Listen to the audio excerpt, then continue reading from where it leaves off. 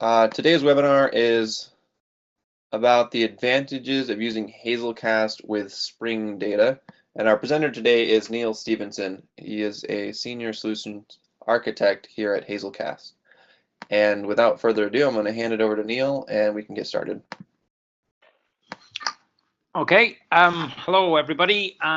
Good afternoon, good morning, good evening, depending where you are in the world. The topic of this webinar is Spring Data for Hazelcast, what it is, where you use it. We'll just lead in with the outline agenda. I'm planning to talk for about 45 minutes, slides and a demonstration. Then we'll have a Q&A at the end. As you see from the outline there, we're going to start with what the purpose of Spring Data is for Hazelcast, how we developed it, how you use it, a live demonstration, and then where it's actually headed in terms of other features, and then we'll wrap up with a quick summary and progress on to any questions for the last 15 minutes. Okay, and then there'll be some download links at the end, which I'll just repeat for everybody. Bit difficult to click on the web, but we'll sort a way. So, presuming most of the people on this webinar are already familiar with Spring Data. Spring Data is a way to make access to databases, relational databases in particular, standardized, so that from a developer's perspective, you can use one much like any other, and the implementation details are abstracted away from you. In the example on screen, we do that by decorating a domain object with some annotations to say this domain object maps onto this table in a database, and these fields become the rows and columns on the database. And in my example here, one of them is annotated with the ID annotation in green to say this one is the key, the row identifier. And there's a few other bits of database stuff you might put in there, column sizes, whether the column is to be unique, whether it's nullable, kind of clutters the domain object a little bit, but that's generally tolerable. It's all kind of standard stuff if you're doing Spring Data. So that's kind of where Spring Data comes from. Just a very quick intro to that for anybody that is unfamiliar. And now Hazelcast itself. Again, I'm hoping most of the audience is familiar here, but we'll just run a very, very quick discussion of Hazelcast. Hazelcast is a distributed in-memory data grid. What that means is we run a number of processes, which at the bottom of this diagram I've numbered as servers. These form together to form a cluster, a Hazelcast grid, on which the data is spread out. As you'll see there, record A is hosted on server 1, and as a backup copy, a mirror on server 2. Record B is on server 2 with a backup copy on server 3, and so on. So your data is spread out across multiple machines, multiple JVMs, because these are Java processes. And you can access this data from clients much in the same way a client would connect to a relational database. The difference really is in the distribution. Because the data is spread out in this diagram, there are 3 servers. If 3 isn't enough, you go to 4 or 6 or 20. You can just keep adding to increase capacity linearly. When you're retrieving record A from the system, you can go to the server that has record A, and the server that has record C doesn't care. So what's happening is split across the cluster. Everybody takes a share of the workload. You have as many servers as you need for data storage and data processing. So that's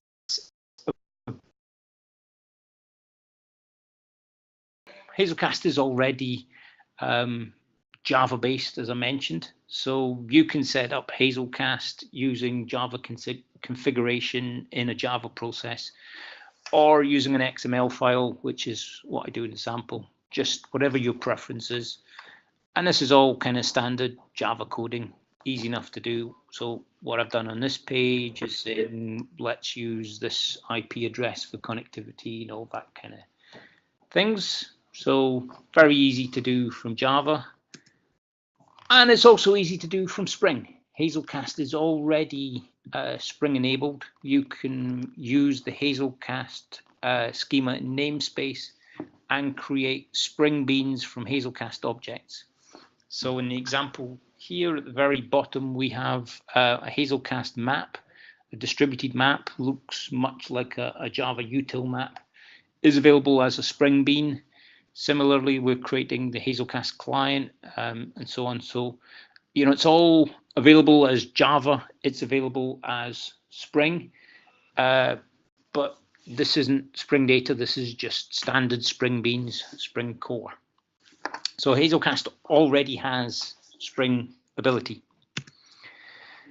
And our motivation behind the Spring Data project was just to make Spring Data available to Hazelcast users. You know, if you're a developer, you know Spring Data, you know Spring Data JPA. You might not know about Hazelcast. You might not want to know about Hazelcast. It doesn't mean that you can't use it.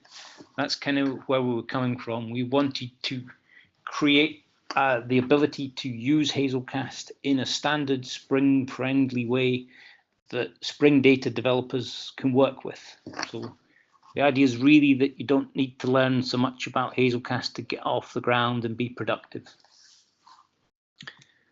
So project so far has had 4 developers, myself, a guy called Victor Gamoff from Hazelcast, Oliver Gierk and Christoph Strobel from Spring Data.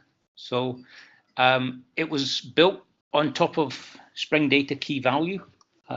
So we didn't want to reinvent the wheel. There's already a Spring module that does most of the Spring Data key value operations, because Hazelcast is a key value store.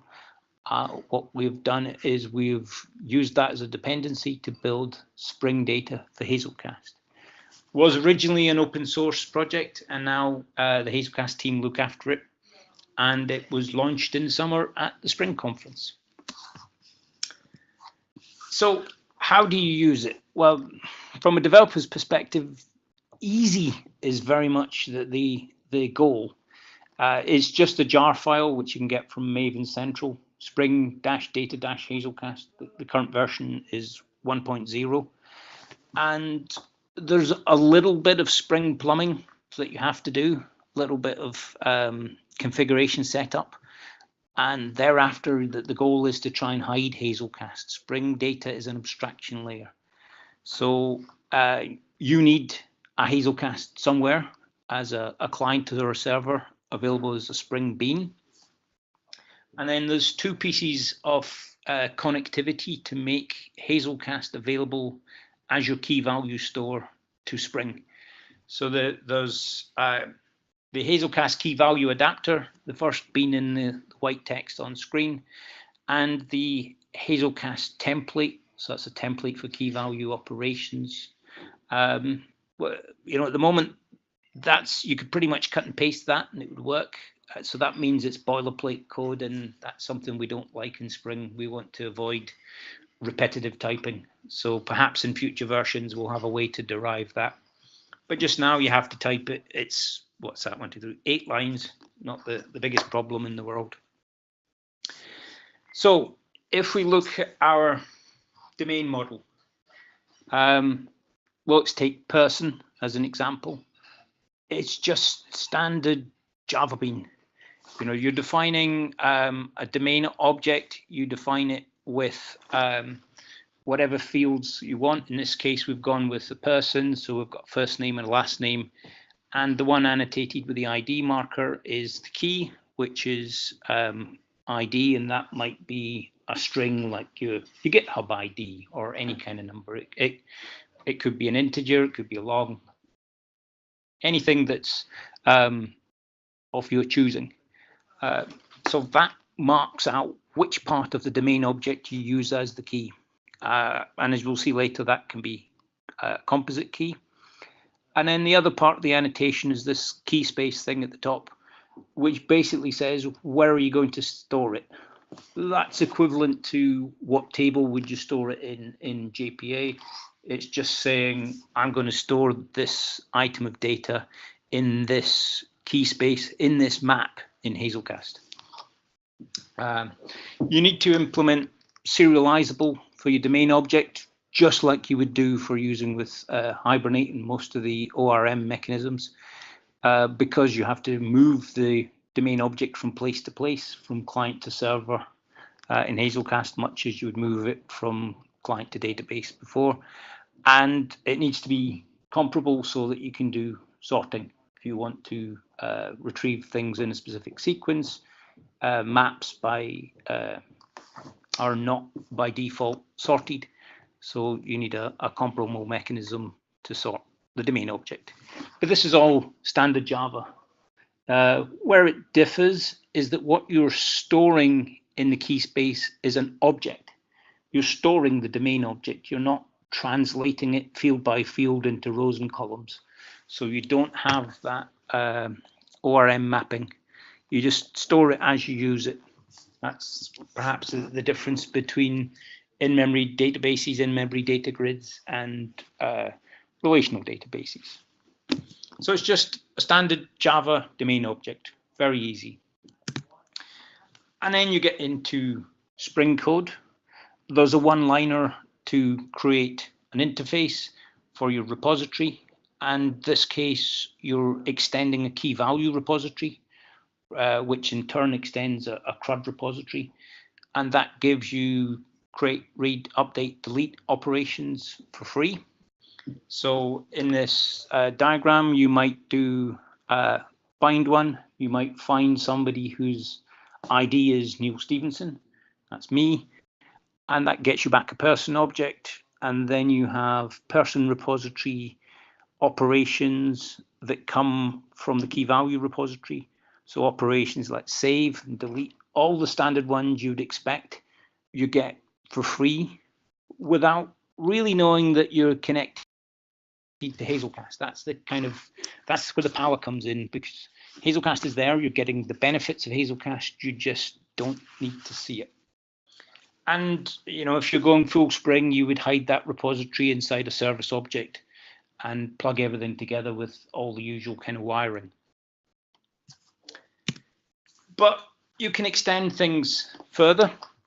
In addition to your key value repository, your Spring repository, you can create methods in an interface, and Spring will fill in the implementation for you.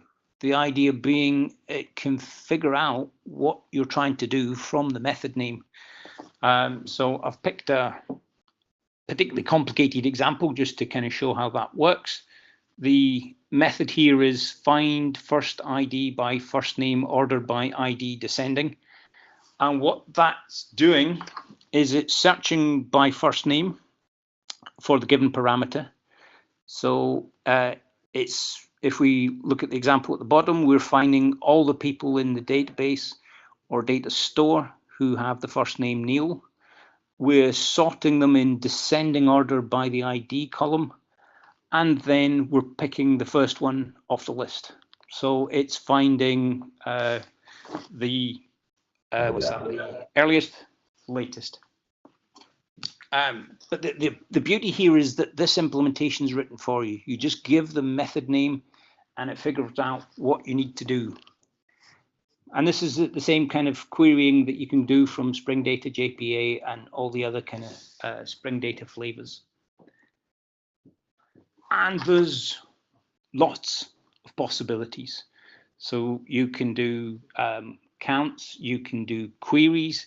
You can do queries that return you an individual match, like find the first person.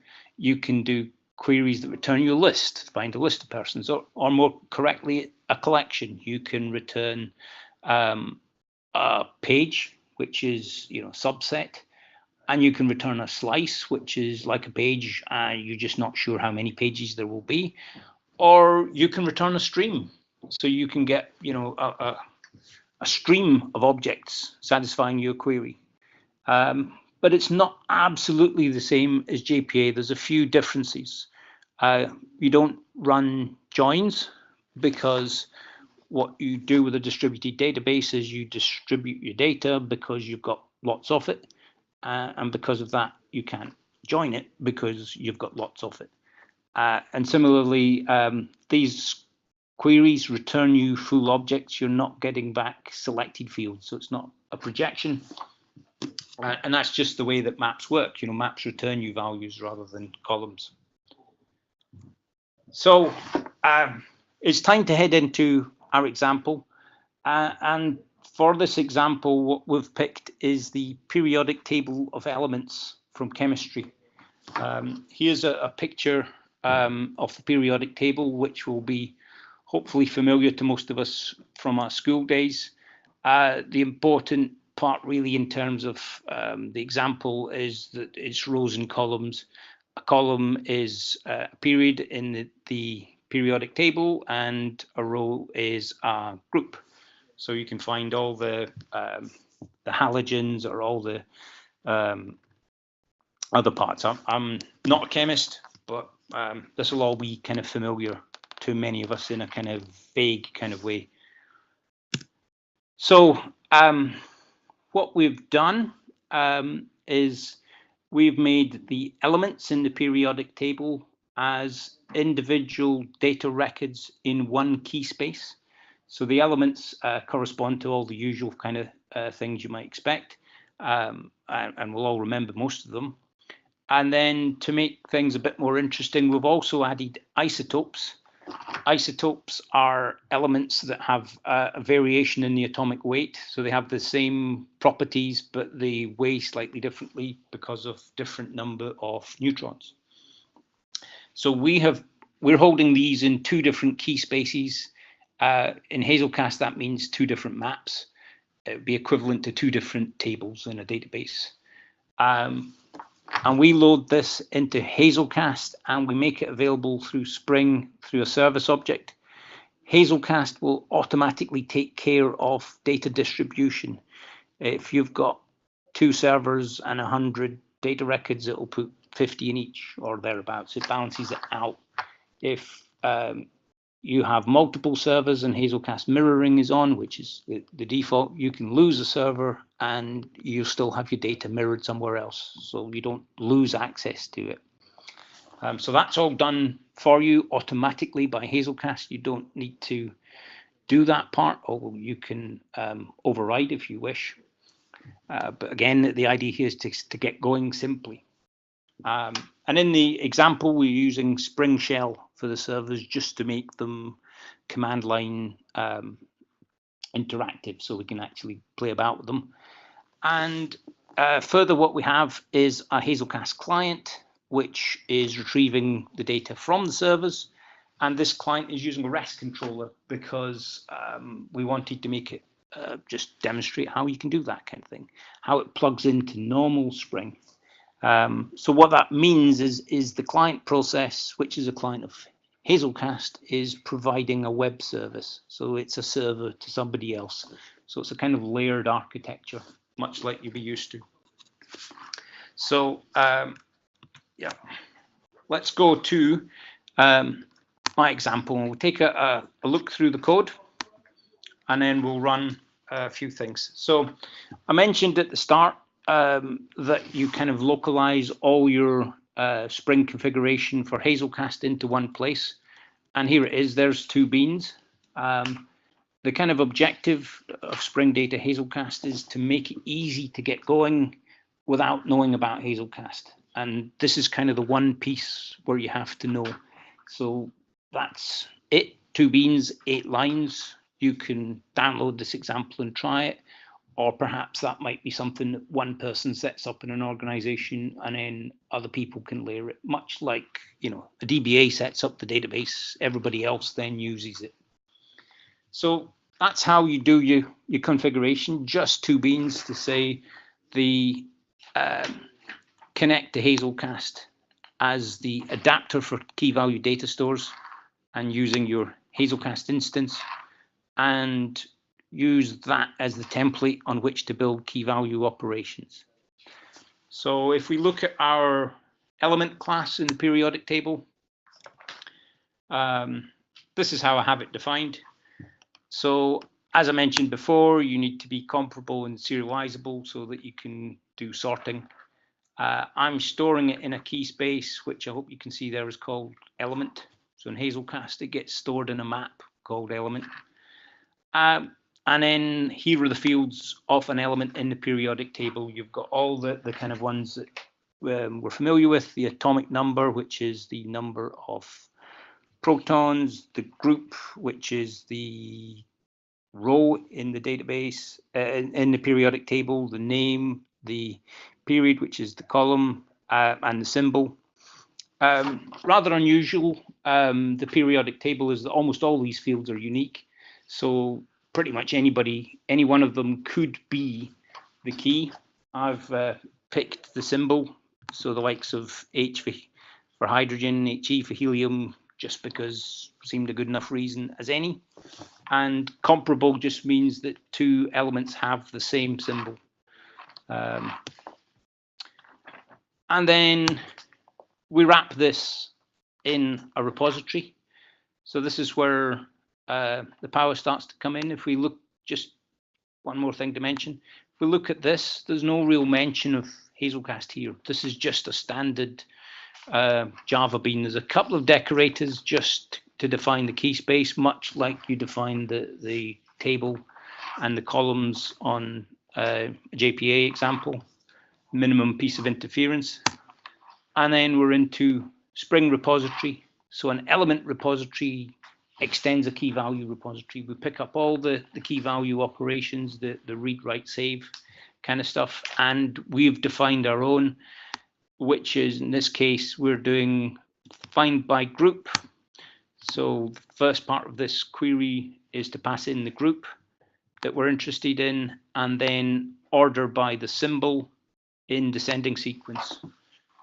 And that returns us a list of elements. And because this is an interface, we don't specify how it's implemented. Spring figures it out for us at runtime. Similarly, we have the definition of an isotope. What's interesting here is that this is a compound key, so it's not one of the basic types. It's not like a string or an integer. This isotope object has the isotope key, and the isotope key is composed of two fields. So you can build up compound objects if you want. It's easy enough to do. Our isotope repository defines a few operations on isotopes. Again, we're extending key value repository and find by isotope key symbol and so on. And where it starts to become more interesting is our chemistry service. So what our chemistry service does, it's defined as a service in Spring terms. It contains two repositories because we're doing a little bit of abstraction. We don't want people to necessarily know that we're holding isotopes and elements in different key spaces because we might want to change that. It's a nice piece of encapsulation. So if we look at the, let's pick one, the find atomic weights operation, it uses the isotope repository and does a find all. And that's just one of the standard ones that are provided for us. So if we look at all the methods that are provided for us, we can count, we can delete, we can find individuals, we can find all, we can save. We're getting all these operations for free, and then we can extend them with our own ones if we need to. So what a find all does is it just returns us an iterable on isotopes, and we just build that into a set because I'd like to put them in sequential order, just the way I've coded it. So if we start up our Hazelcast servers, I've got two in this example. I've bundled them as separate standalone jar files. It happens I'm running them both on the same machine because that's the purpose of this demonstration, but you would normally run them on multiple machines. So what happens is Hazelcast process starts up, it forms a cluster on its own, another Hazelcast process starts up, the one I did in the other window, and the two of them join together to form a Hazelcast cluster. If I do my list operation, this is all provided for us by Spring Shell. I didn't want to write this code. Then we have an empty cluster. If I run the load operation, it loads in 320 items from the periodic table. And if I do the list operation again, then we can see these are elements of the periodic table. So if we pick one, there's iron, and it has two isotopes of atomic weight 29 and atomic weight 30. And all the elements and repositories, all the elements and isotopes in the periodic table are accessed through a service object. So Hazelcast is there, it's working as a server for you. And now the next thing I'll do is I'll start up a client, a separate process that connects to my Hazelcast cluster and forms a web server.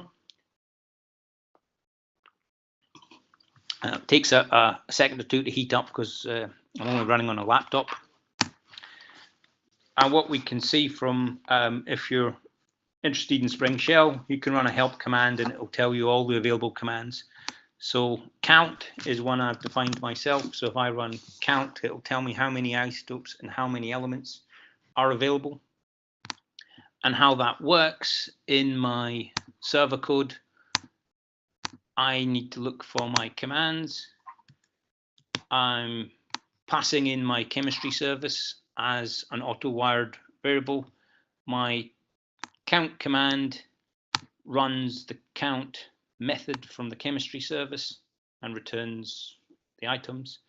In the chemistry service, the count method is here. It returns you a count of the number of elements and number of isotopes. Happens they're in separate Hazelcast maps, but they could be, that's something we're trying to hide from the end user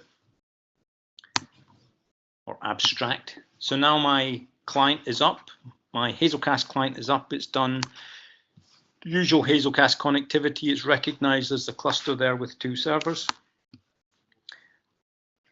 I now can go to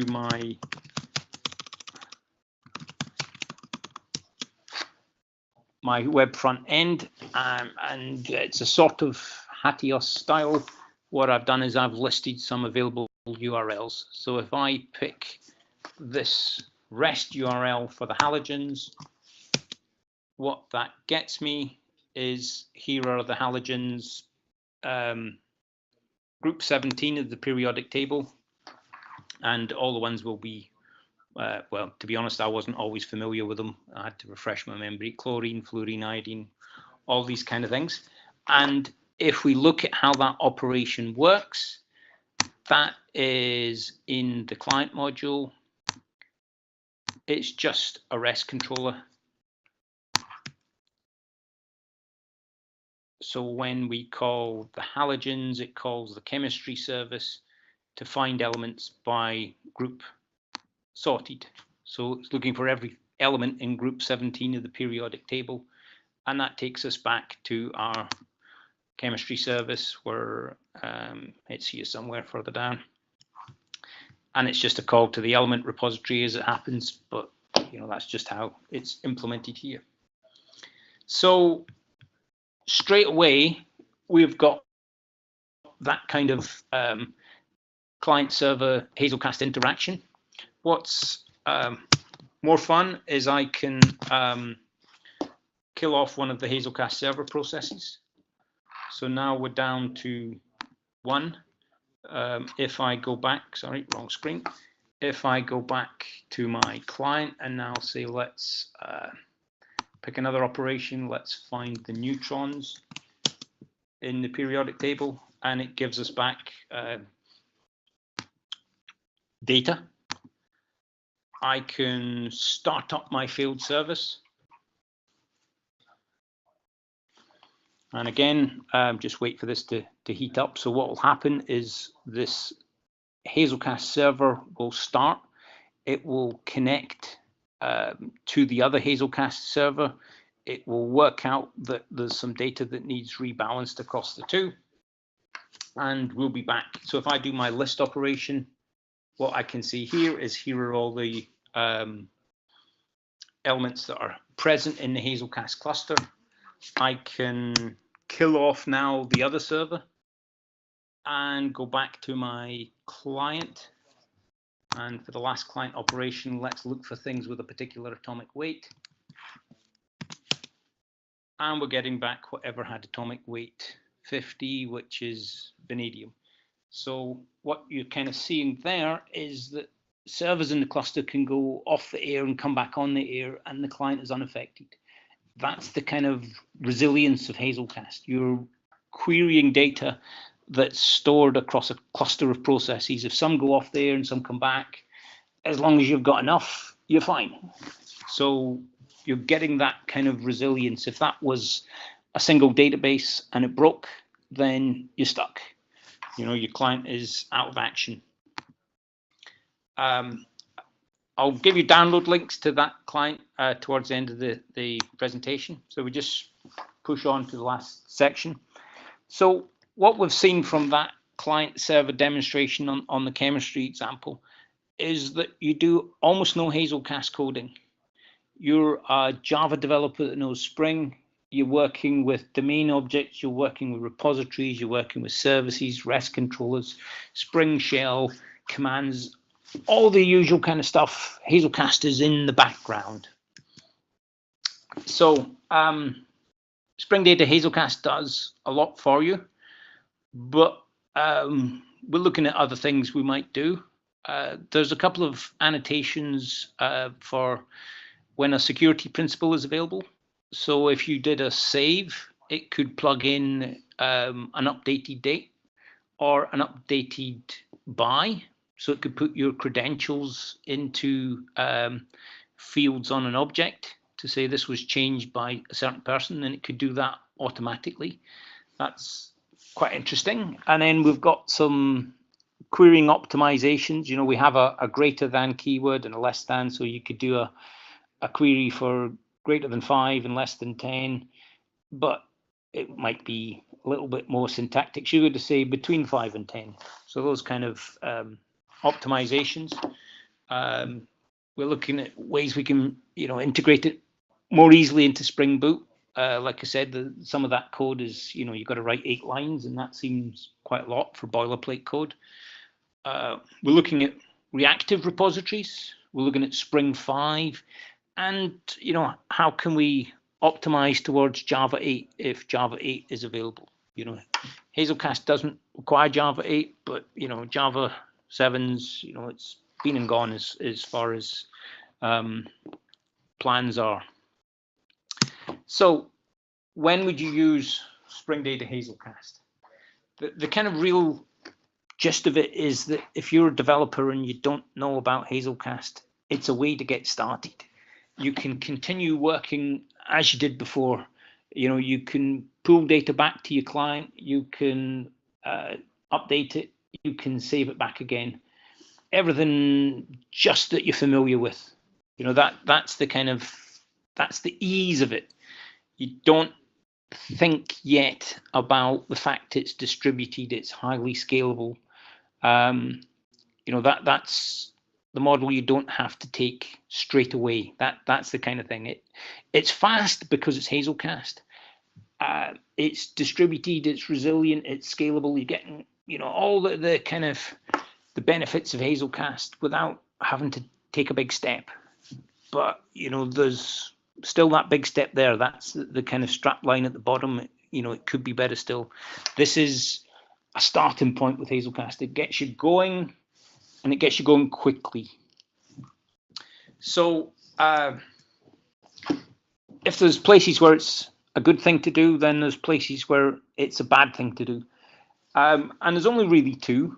The first is that Spring Data key value uses Java IO serializable as a mechanism to move Java objects from place to place. And that's fine because it's all Java. So if you're not all Java, then you're stuck. So that would be when it's not a good use case. So if you want to write data from a Java client and read it from a .NET client or from a Node.js client, then that's not going to work for you.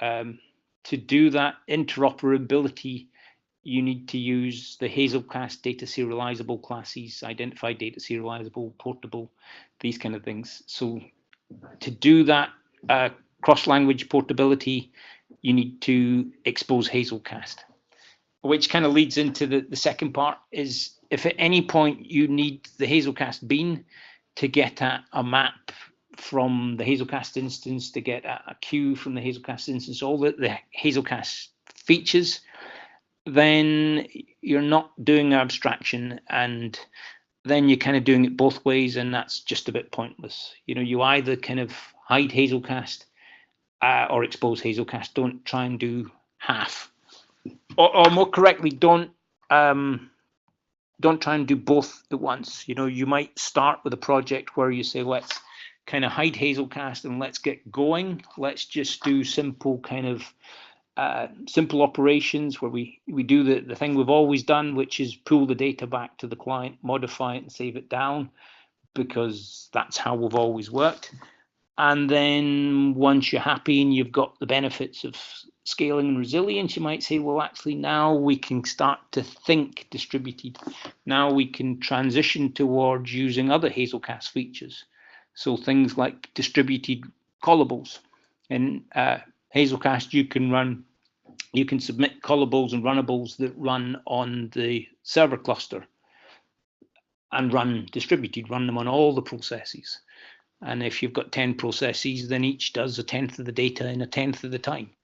And you're moving the processing to the data. That's generally going to be faster than pulling the data back to the client. And also you don't have to worry about other things updating it while you've retrieved it. So if immediately you need access to Hazelcast features that aren't available in the abstraction layer, then that's a bad sign. Definitely you can go there in the longer term, just don't start doing it hidden and unhidden. So quick summary, and we'll lead on to the Q&A. You know, you write 2 or 3 Java beans to connect to Hazelcast. Somebody does that. You know, that's the same as how you would connect to your relational database. Somebody sets up the database. Somebody sets up the Hazelcast, somebody that knows that part. Everybody else then leverages it. In the chemistry example, that's hidden in the common configuration class. That's the only place where all the Hazelcast coding goes. Everything else is just standard Spring. And then everybody can get going and they don't need to know how Hazelcast works. Ideally they will, but you just don't need to begin with. So you've got familiarity of Spring. You know, we all know how to auto-wire, and you can do testing and all the kind of usual stuff. It's just all standardized. That's what it's about. And you're getting Hazelcast benefits for free. So it's an abstraction layer. It hides Hazelcast. You can unhide Hazelcast as time goes on.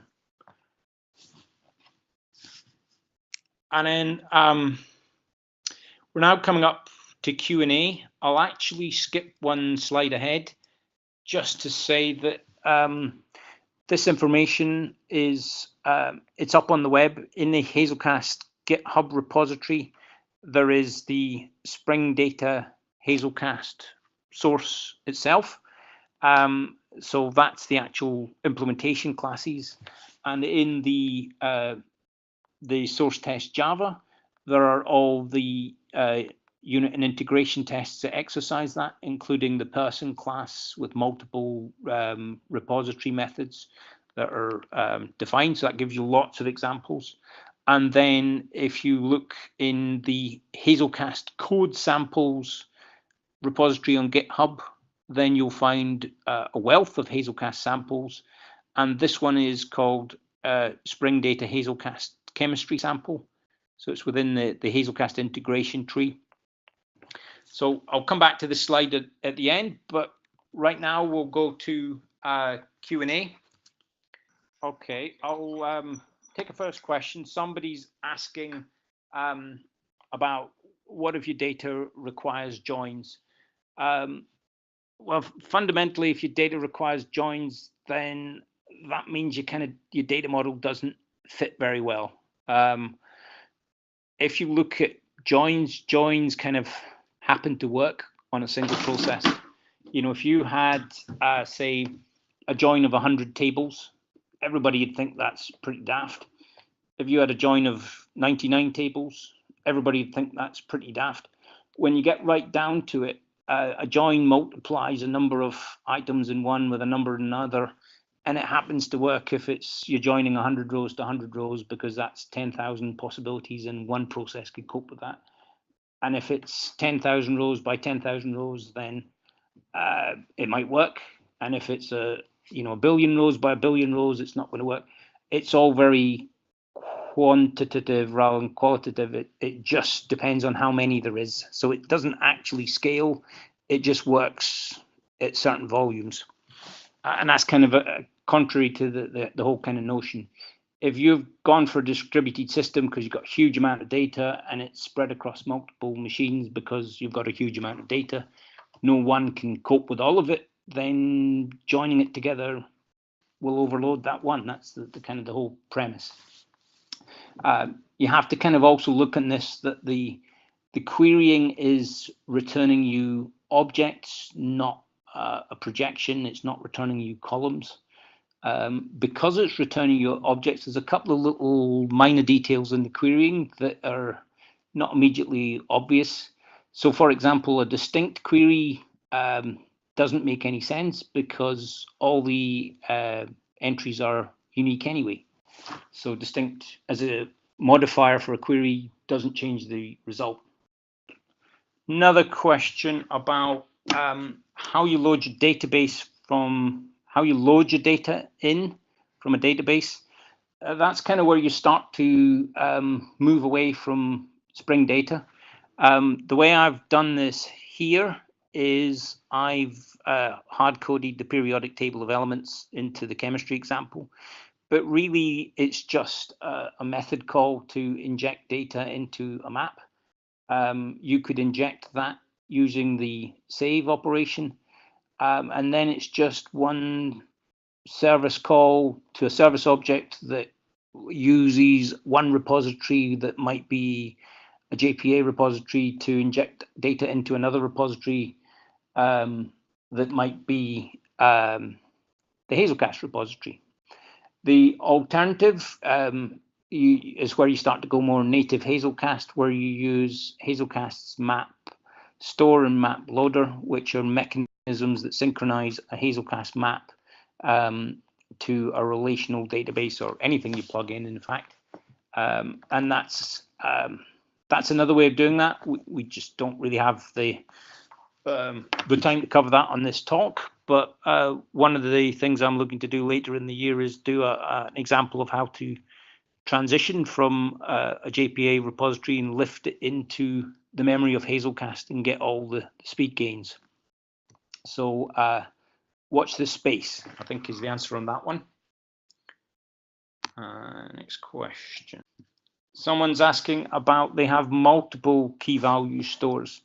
Well, that's fine. That's just like multiple tables. Each one has its own repository. That's kind of what I've done in the service interface. The isotopes and the elements are separate repositories. They're just not exposed through the service object. The service object just gives you operations to count them, to search them, and it kind of hides the fact that they're two. It might become three. It could be any number, really. Okay, a question about can we improve selects using Hazelcast indexes? Yes, that's where That's no different to saying, can you improve a query retrieval in a relational database by adding an index at the DBA layer? Yeah, somebody somewhere needs to know how it works underneath. That's the kind of, you need that local expert that sets up your cluster. And it doesn't need a great deal of expertise, but it's the same kind of thing, that what we're trying to do here is make it more approachable to people that aren't experts. You don't know Hazelcast, you don't have the time to learn, you just want to try it and see, is it any good? Is it as easy to use as it should be? And once you've got over that bridge and you're happy with the result, then you can start looking at going native Hazelcast.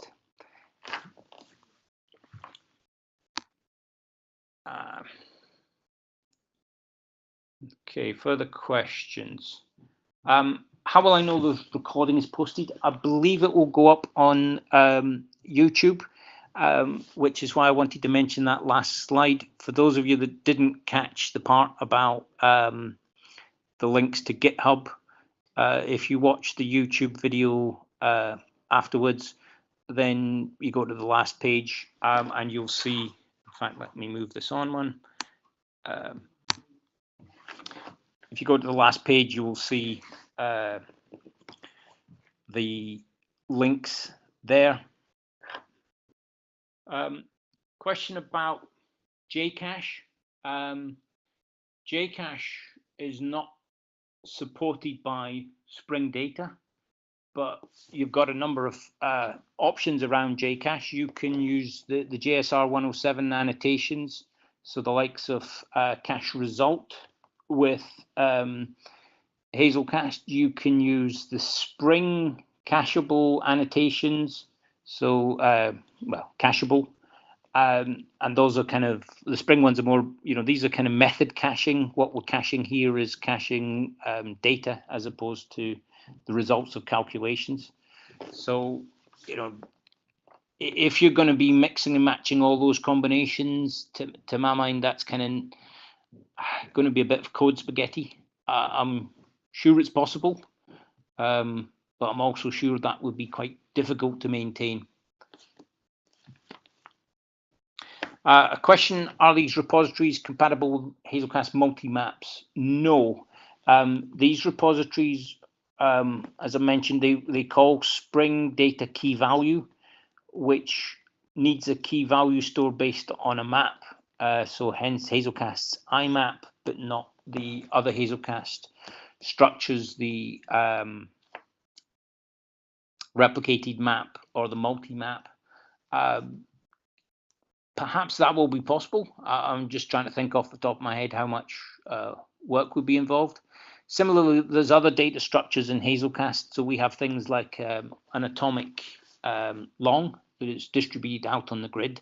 So, you can do, one process can update a counter that another process can see, but it's done atomically and it's done in a distributed fashion. So you don't have to worry about process failure or any of that kind of stuff. And that's not really appropriate for Spring Data. So this is the whole kind of thing, is once you start to need the Hazelcast deeper features, that's when you want to consider if you're stepping beyond Spring Data. You can still use it, but then you're not getting, is it an abstraction or is it just a convenience? Even if it's just a convenience, that's a good thing. If you're getting benefit from it, that's fine. It's just make sure you take that step consciously. Okay, question around, is there support for merging entities with an existing record when doing an update? Not through Spring Data. The idea of Spring Data is your Spring Data key value is it's a replace.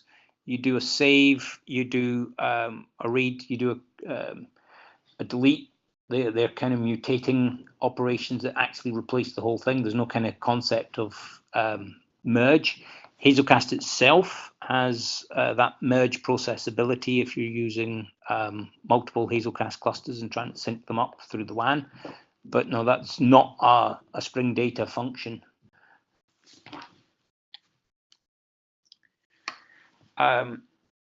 Question about the enable Hazelcast repositories. annotation, that just turns it on. So that's in the common configuration. That's just making sure that your that Spring knows to look for Hazelcast repositories. There's enable JPA repositories if you're a JPA person. I don't want to keep going on about JPA. It's just the one I'm most familiar with after Hazelcast. Question around how would you handle entity versioning? So if you're mutating the structure of an entity, adding a field or removing a field, that's in Spring Data is essentially an outage operation. You kind of shut your cluster down, you change your data model, and you rehydrate it with your data, whatever injection mechanism you use. So that's not supported, but that's more of a Spring Data restriction. Okay, I'll jump to the last slide, which we're on already, in fact. So if there's any questions you think of afterwards, just email me, neil@hazelcast.com, NEIL, or go and have a look at the Hazelcast code samples on GitHub, github.com/hazelcast/hazelcast-code-samples. And the chemistry one is in there inside the Hazelcast integration subtree. All right, thanks everybody for attending, and I hope everyone has a great day or evening wherever you are.